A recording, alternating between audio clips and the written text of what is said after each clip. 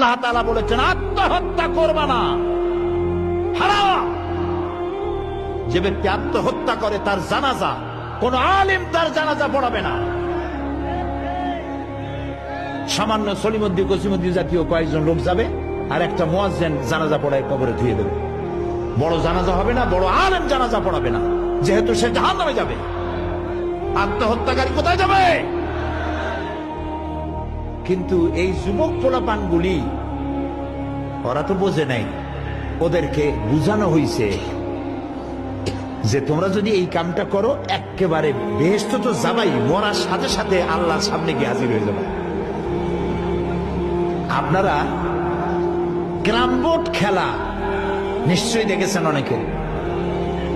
আর ভাই কইতে লজ্জা কি, আমিও তো খেলছি ছোটবেলায় ক্যারাম বোর্ড খেলা। এটা কি কোনো গুনাহ নাকি? আমিও খেলছি। ক্যারাম বোর্ড খেলাটা কি?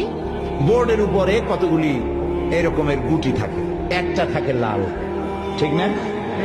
এখন বোর্ডের উপরে এই গুটিটা আমি মারতেছি, সামনে আর একটা গুটি, কিন্তু সামনের গুটিটা আমার মূল টার্গেট না।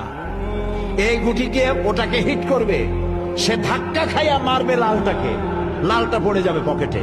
কিন্তু যে লালটা পকেটে পড়লো ওই বেচারা জানলো না যে আসলে মূল ধাক্কাটা কে মারছিল।